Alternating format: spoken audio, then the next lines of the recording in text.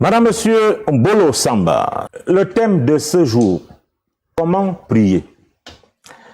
La prière étant un moment particulier et intime qu'on entretient avec la divinité, nous pouvons aussi dire avec sa divinité. Tout dépend de là où on se situe et ce qu'on considère comme divinité. À cet instant précis de prière, on s'adresse à qui? À quel esprit? Et comment rentrer en contact avec vous?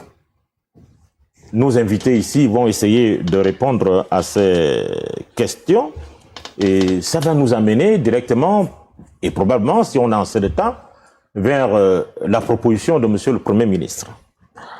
Alors, trop de questions sans réponse. Ici, les esprits rentrent en jeu. Comment et par rapport à quelle disposition?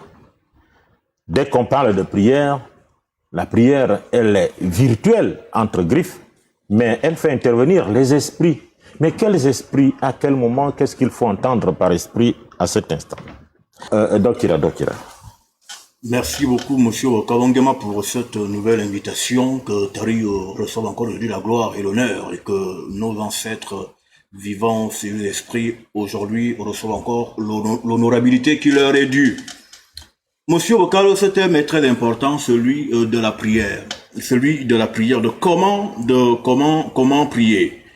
Je vais m'espérer être compris lorsque je vais développer dans un instant tout ce que je vais devoir développer.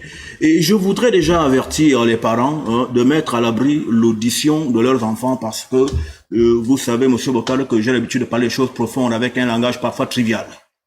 Donc, ayant dit ceci, je vais dire ceci.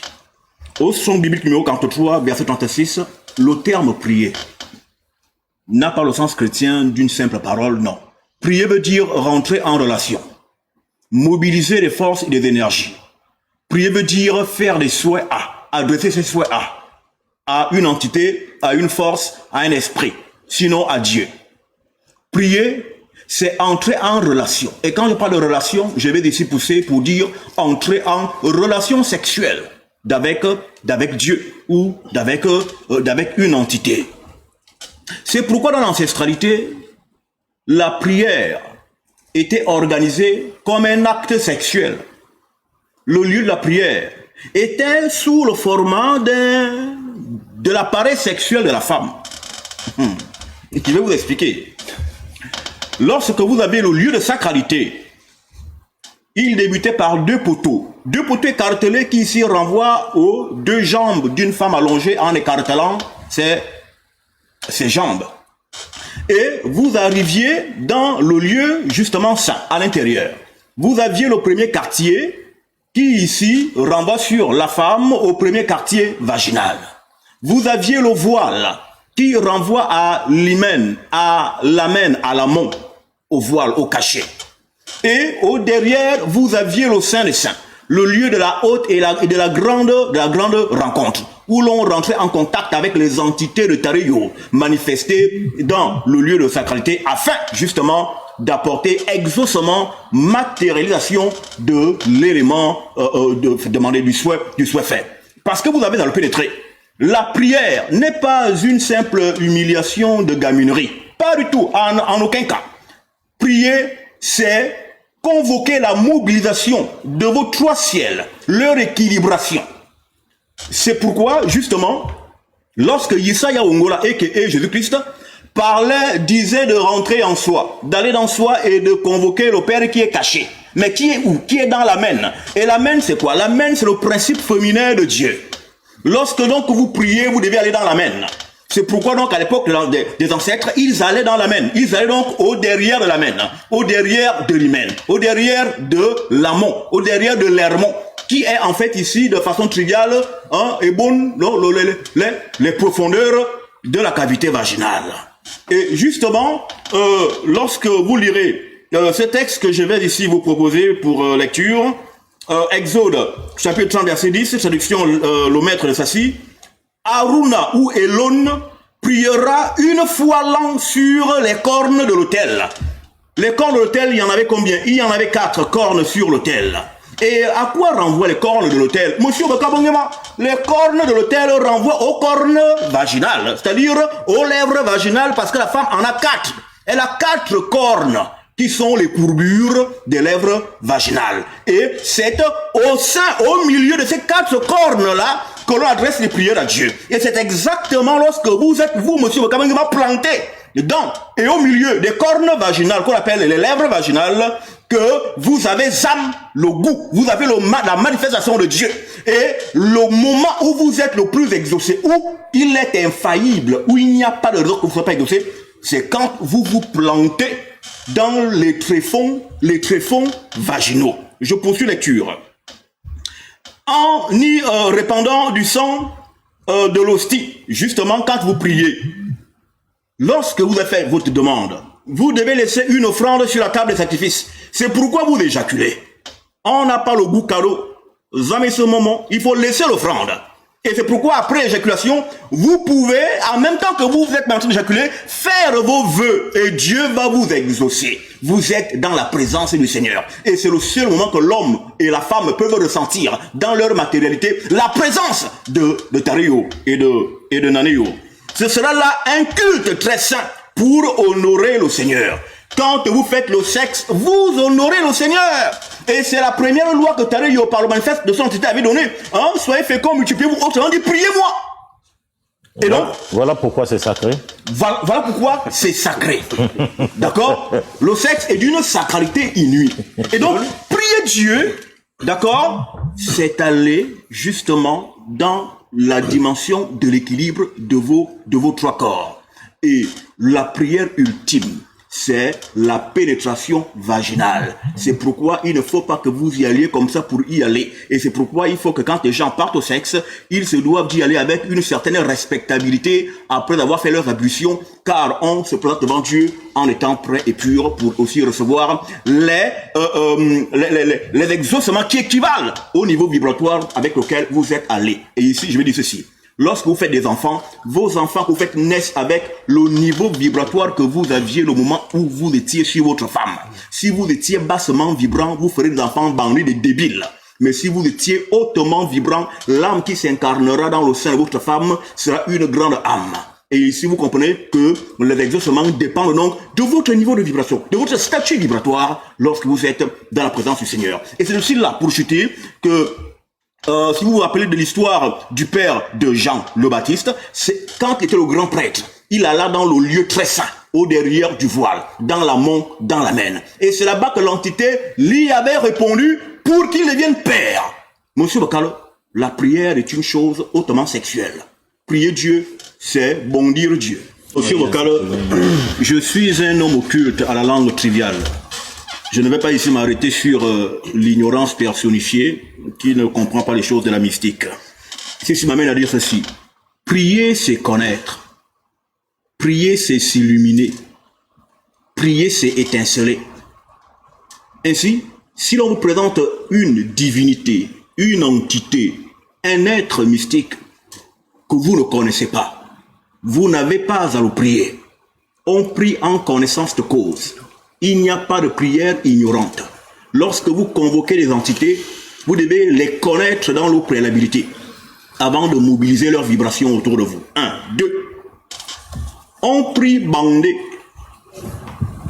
On prie bandé, car bandé, d'accord, c'est s'élever vers le Seigneur. C'est pourquoi... Au sens strict du terme. Au sens strict du terme. Bander, c'est s'élever vers le Seigneur. Alors, concrètement, comment je viens. Alors, comment ça se passe? Il faut avoir une bosse dans le pantalon et puis je suis en train de m'expliquer. S'il vous plaît, ne peut pas prier. Nous vous avons pas interrompu. Laissez-moi, s'il vous plaît, développer mon harangue. Des inepties, monsieur. Allons. Pour être prêtre, il faut être bandant. Un homme qui bande mouché, vous peut-il être prêtre? Non. Parce que pour être prêtre, il faut avoir du répondant dans le caleçon. Oh, tu le sais comment. Parce que c'est écrit. Tu étais à une école. C'est écrit. Deutéronome 23. Un homme qui ne bande pas ne doit pas adorer le Seigneur. Parce que aller à l'église, c'est pénétrer les fesses de Dieu. Monsieur Wakabongema. Tu as honte, mais... Non, c'est écrit, Deutéronome 23. Un homme qui ne bande pas, qui n'a pas de couille, ne doit pas adorer. Lisez le texte là. Mais allez-y, mais fouillez. Mais ne me perturbez pas. Non, lisez Deutéronome. C'est pourquoi non? Pas venir dire C'est pourquoi, c'est pourquoi, lorsque on avait établi le sacerdoce, monsieur Bokale, il n'était pas conseillé au grand prêtre d'aller à tout moment dans le lieu de sacralité. C'est pourquoi, souvent, lorsque vous avez votre femme et qu'elle est en situation rouge, il ne faut pas la connaître parce qu'il faut laisser le lieu de sacralité se refaire. J'insiste à le dire, l'acte sexuel, c'est un acte de prière.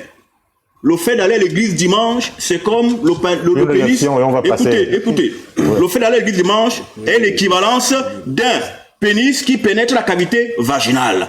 Et on ne peut pénétrer une femme si l'on n'est pas bandant. Un homme qui n'est pas bandant, ne peut pas pénétrer une femme.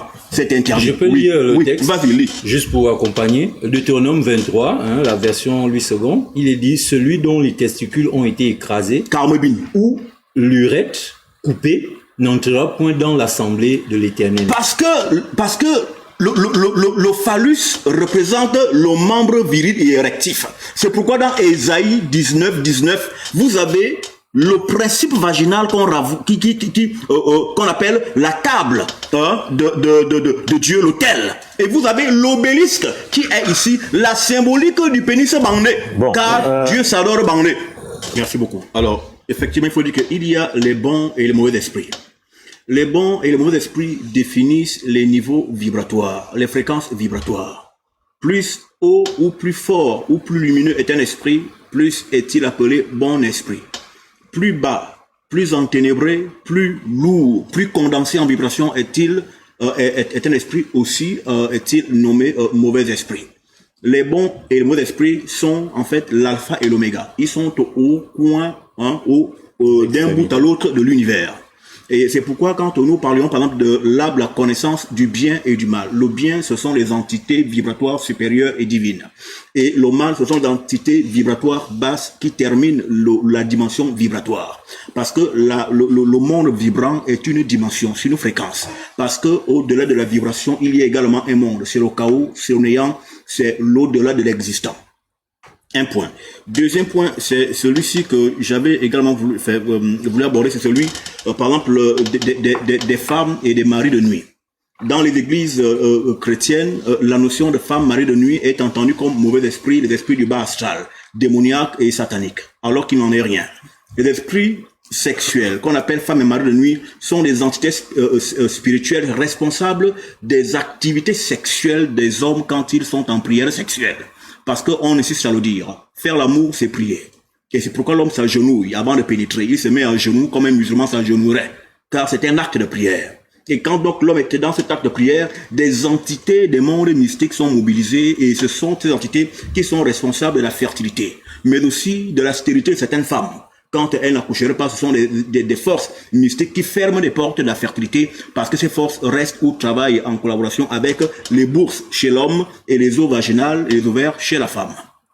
Et toutes ces forces-là dont on parle ici sont au service du grand esprit, de Tario, de Dieu.